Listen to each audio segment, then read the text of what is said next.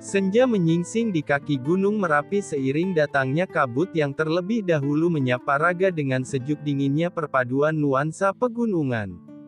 Kala itu, di sebuah dusun yang sedikit jauh dari hiruk-pikuk keramaian, aku termenung sambil mengisap sebatang rokok dan ditemani secangkir kopi pahit yang diseduh oleh wanita setengah baya. Sebut saja namanya Bu Farida. Usianya 44 tahun. Beliau adalah istri dari seorang kepala dusun setempat, yang membuatku selalu salah tingkah dan gagal fokus bila berhadapan dengan beliau. Batang terakhir rokok dan seruputan terakhir kopi mengantarkanku melangkah menuju peraduan untuk istirahat di rumah Pak Kasun yang aku tempati. Pak Kasun dan Bu Farida adalah pasangan suami istri yang tak muda lagi.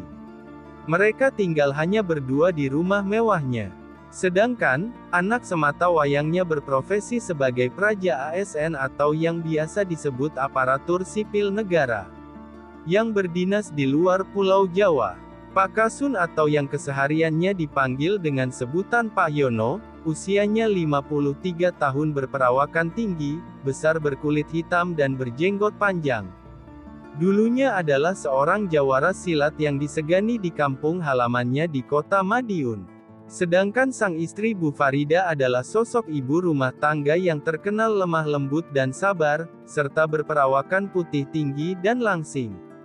Pasangan suami istri itu hanya dikaruniai seorang anak perempuan, sebut saja Fitri usianya sekarang 23 tahun yang mempunyai penampilan seperti ibunya. Fitri jarang sekali pulang ke rumah, karena harus dinas di luar pulau. Singkat cerita, sewaktu aku mau membaringkan tubuhku di ranjang, terdengar suara dari kamar sebelah. Kebetulan kamar yang aku tempati sebelahan dengan kamar Pak Yono dan istri. Terdengar dengan jelas mereka sedang bertengkar. Terdengar suara Bu Farida berkata dengan nada keras, "Aku sejak melahirkan Fitri, kamu tidak pernah sama sekali kasih aku nafkah batin, Pak." Lalu Pak Yono pun menjawab, "Pernah, sekali waktu itu. Lagian, punyamu rasanya sudah gak enak, malah lebih enakan orang yang biasa aku pakai di luar sana." Bu Farida pun lantas menjawab lagi, "Ya sudah, aku selama ini dan sampai akhir hayatku mengabdi kepadamu dan hanya bersabar menerima semua ini. Iya, apapun yang kamu minta aku selalu beri, harta yang banyak, emas dan uang semua aku beri, kecuali melakukan kegiatan itu bersamamu.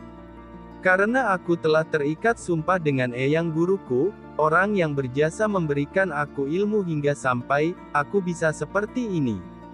Sudahlah, jangan banyak ngomong kamu. Sana pergilah tidur," tegas Pak Yono. Tak lama kemudian terdengar suara dengkuran Pak Yono, dan yang membuatku janggal kenapa terdengar juga suara lirih Bu Farida. Semakin lama suara Bu Farida semakin kencang dan diakhiri lirih panjang. Mungkin, itu suatu pertanda jika sudah sampai puncaknya. Di saat Bu Farida keluar dari kamarnya, mungkin, beliau mau ke kamar mandi. Aku pun juga sengaja keluar sambil menyalakan sebatang rokok. Dan di saat bersamaan, di depan kamarku pandangan mata kami pun beradu tatapan. "Mas Pandu, jam segini kok belum tidur?" tanya Bu Farida. Lalu aku pun menjawab, "Dari tadi mata ini susah untuk tidur Bu, gak tahu ini kenapa." "Loh, berarti Mas tadi dengar obrolan Ibu dan Bapak ya?" sahut Bu Farida. "Maaf Bu, bukan hanya dengar obrolan Ibu dan Bapak. Tapi saya juga dengar saat Ibu senam enak dengan Bapak tadi," jawabku lagi. Kenapa hayo? Ibu jadi malu Mas, jangan sampai nyebar ke orang lain ya Mas, apalagi ke Bapak," pinta Bu Farida kepadaku. Sontak aku menjawab, "Nyebar kemana tuh Bu? Lah wong ruang lingkup saya aja hanya sebatas kantor dan rumah saja Bu. Ibu jadi gak enak sama Mas Pandu," ucap Bu Farida sambil tersipu malu. "Alah biasa aja Bu, saya gak apa-apa kok," jawabku lagi. "Lah kok jadi keterusan gini ngobrolnya? Ya udah, Ibu tinggal ke kamar mandi dulu ya Mas," ucap Bu Farida sambil buru-buru bergegas pamit. Iya Bu silahkan, saya juga mau ke teras sebentar habisin rokok sebatang sambil cari angin. Ketika aku duduk di teras rumah, belum juga habis rokok sebatang ini. Tiba-tiba, Bu Farida menepuk bahuku dari belakang. Hayo ngelamun apa? Masak bujangan gagah dan punya pekerjaan mapan masih juga melamun? Melamun sapa hayo, pacar Mas Pandu ya? Saya sampai saat ini belum ada pacar kok Bu, belum ada yang cocok aja. Jawabku, loh, Mas Pandu kan ganteng, punya kerjaan dan gaji yang besar juga, pasti bukan hal yang sulit kan untuk mencari pacar. Iya memang sih, ada beberapa teman cewekku yang pernah nembak aku untuk dijadiin pacar, tapi saya tolak. Sebab belum ada yang cocok dengan hatiku Bu. Sontak Bu Farida berucap, tuh kan apa kata ibu. Kalau diperkenankan saya mau jujur sama ibu, tapi, ibu janji jangan marah dan tersinggung ya. Ngomong aja Mas gak apa-apa. Jawab Bu Farida. Ibu dan bapak memang sudah saya anggap sebagai orang tua saya sendiri. Namun, ada sedikit ganjalan di hati sejak pertama kali saya bertemu dengan ibu. Kalau boleh ibu tahu, apakah gerangan yang menjadi ganjalan di hati Mas Pandu selama ini? Tanya Bu Farida. Ketertarikan saya kepada ibu dalam segala hal, jawabku malu. Iya tapi itu apa? Bu Farida masih penasaran. Mohon maaf sebelumnya ya Bu, dari pertama kali bertemu dengan ibu, saya sudah mempunyai perasaan ingin sekali memiliki ibu dengan seutuhnya dan yang membuat rasa ini kian menguat adalah pribadi ibu yang penyabar dan pemaaf. Intinya saya suka sama ibu, ucapku sambil was-was takut Bu Farida tersinggung. Aduh Mas Pandu, ibu ini sudah gak muda lagi loh. Dan badan ibu juga sudah pada melar nih, di zaman sekarang kan banyak banget tuh gadis cantik dan menarik di luar sana, jawab Bu Farida. Maaf Bu, saya dengar obrolan ibu dan bapak, apa benar ibu tidak pernah diperhatikan nafkah itunya lagi sama bapak sejak melahirkan Fitri? Apa benar seperti itu? Ya memang seperti itu adanya, dan sampai saat ini kalau ibu boleh terus terang juga sejak pertama kali bertemu dengan Mas Pandu, ibu juga sangat terkesan karena Mas Pandu itu mirip banget sama mendiang kekasih ibu dulu. Perihal bapak yang tidak pernah kasih ibu nafkah itu memang benar Mas. Terus gimana Bu, apakah saya diperkenankan untuk miliki ibu, tanyaku lagi. Ibu malu Mas, ibu ini sudah tidak muda lagi katanya.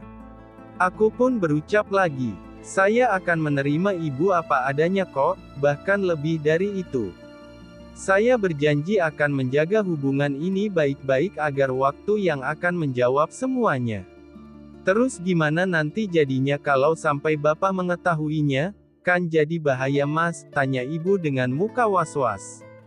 Saya berharap ibu juga bisa memaklumi dan menjaga rahasia ini. Biarkanlah ini menjadi rahasia kita berdua Bu, ucapku sambil memegang kedua tangan Bu Farida. Dari sini entah siapa yang memulai. Di sela dedaunan halaman teras, bias sorotan temaram sinar bulan saling bahagia. Terbuai suasana yang diiringi semilir angin malam, bersama bisikan setan penebal dosa, dua insan yang berpaut usia. Kita pindah ke dalam yuk Mas Pandu, bisik Bu Farida. Saya pun menjawab dengan anggukan kepala. Saya takut bapak terbangun Bu, bisik saya ke telinga Bu Farida. Bapakmu itu, kalau tidur sangat sulit banguninnya, balas Bu Farida sesampainya di ruangan yang aku tempati. Dan akhirnya, pelan-pelan aku mulai permainan itu. Sedikit demi sedikit kupancing agar Bu Farida merasa nyaman. Oh Mas Pandu, rasanya ibu terbawa larut dalam memori silam bersama mendiang kekasih ibu dulu. Bisik Bu Farida di sela ia dilanda badai yang menghanyutkannya ke tengah samudera, yang seolah tak bertepi itu. Dengan sedikit kemahiranku yang kudapat kala melihat film enak-enak, aku berusaha sekuat tenaga membuat Bu Farida terbang melayang hingga lupa daratan. Duh Gusti, ibu sudah lama tidak merasakan yang seperti ini. Seumur hidup baru kali ini ibu bisa terbang setinggi ini Mas Pandu. sungguh dahsyat sekali Mas, ucap lirih Bu Farida. Terima kasih Mas sudah membangkitkan semangat hidupku lagi yang sudah terpendam jauh dan terabaikan. Kata Bu Farida di antara perjalanan menuju puncak pertama yang hampir terlewati. Dan diiringi teriakan manjanya sambil membungkam mulutnya sendiri menggunakan kedua tangannya yang membuat aku takut kalau Bapak terbangun.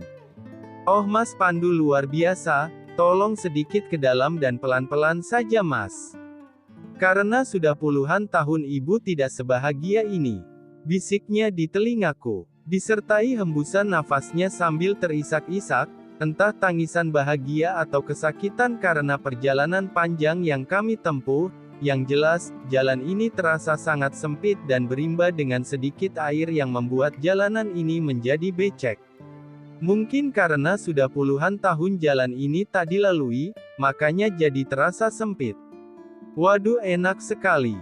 Hingga pada akhirnya, dibarengi dengan tangisan yang membisikkan kata bahagia, senang dan apapun yang diucapkannya saat mencapai puncak yang kami tuju. Aku pun terus menyudahi perjalanan ini karena jalanan yang sudah sangat banjir bandang. Di satu sisi, Bu Farida sudah lelah dan menjaga agar tidak bangun kesiangan. Karena kesehariannya Bu Farida bangun sebelum azan subuh berkumandang. Di situ kami berdua sama-sama merapikan diri masing-masing setelah membuat pengalaman perjalanan yang tak terlupakan di dunia ini. Dan sebelum bergegas pamit untuk kembali ke kamarnya Bu Farida membisikkan sesuatu. Besok lagi ya.